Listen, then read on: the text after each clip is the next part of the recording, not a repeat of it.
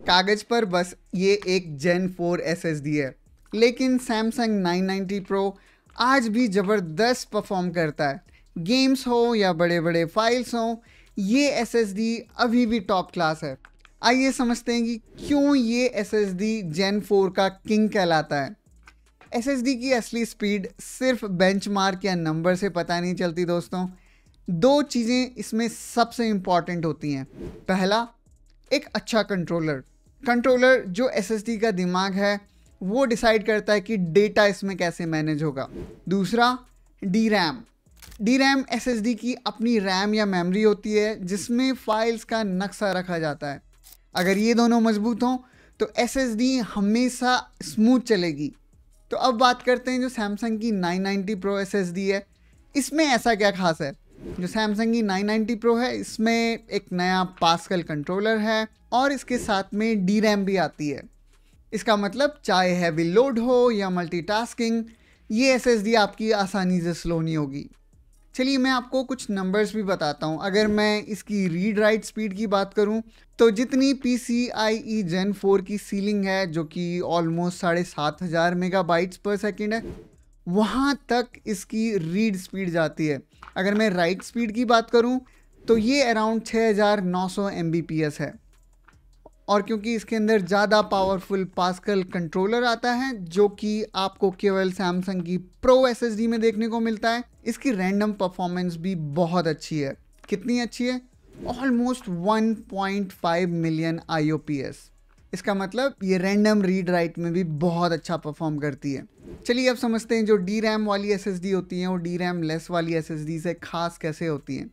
DRAM SSD जैसे कि Samsung की 970 Pro, 980 Pro, 990 Pro या WD में बात करें तो SN850X, जिसमें अपनी खुद की रैम होती है।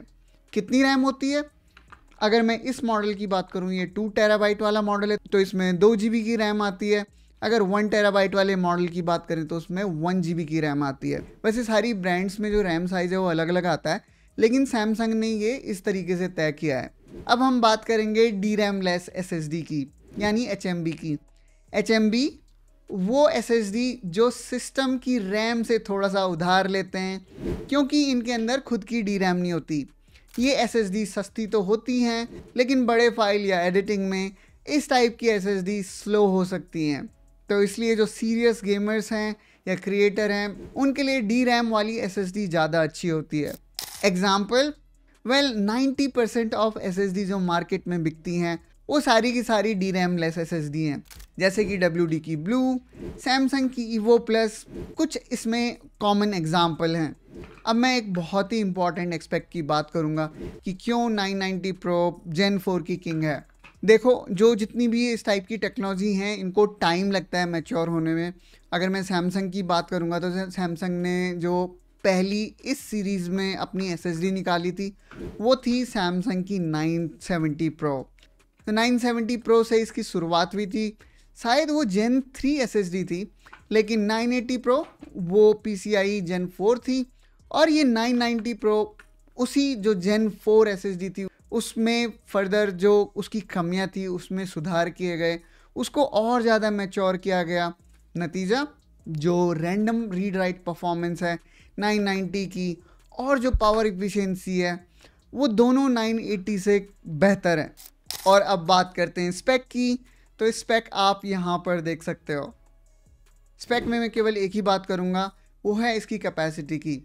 जो ये वाली SSD है, ये SSD आपको अप टू 4 टेराबाइट की कैपेसिटी तक मिलती है। अब मैं बात करूँगा ये SSD किसको ख़रीदनी चाहिए।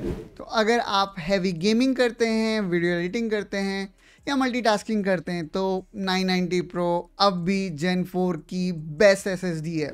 अभी आप मार्केट में देखोगे Gen 5 SSD भी आ गई है और Gen 5 के मदरबोर्ड भी आ गए हैं, लेकिन जो उनका प्राइस है ना, वो प्राइस इतना ज़्यादा है कि कहीं से भी वो अपनी वैल्यू जस्टिफाई नहीं करता। और मुझे लगता है अप टू 2027 Gen 4 ही इस मार्केट में राज करने वाली है। तो सैमसंग की 990 Pro अभी भी 2025 में दिखाता है कि Gen 4 अभी जिंदा है, फास्ट है, कंसिस्टेंट है और प्रूवन है। और अगर आपको वैल्यू और स्टेबिलिटी चाहिए तो यही सही चॉइस है। अगर आपको ये वीडियो पसंद आई तो लाइक कीजिए, चैनल सब्सक्राइब कीजिए और डिस्क्रिप्शन में दिए गए लिंक से लेटेस्ट प्राइस ज़रूर चेक कीजिए। और हाँ, अगर आपके दिमाग में कोई भी क्वेश्चन है इस SSD के रिगार्डिंग, कमेंट सेक्शन है ना, कमेंट करिए और मैं आपके क्वेश्चंस का आंसर जल्दी से जल्दी देने की कोशिश करूँगा। और मिलते हैं अपनी अगली वीडियो में, तब तक के लिए बाय बाय।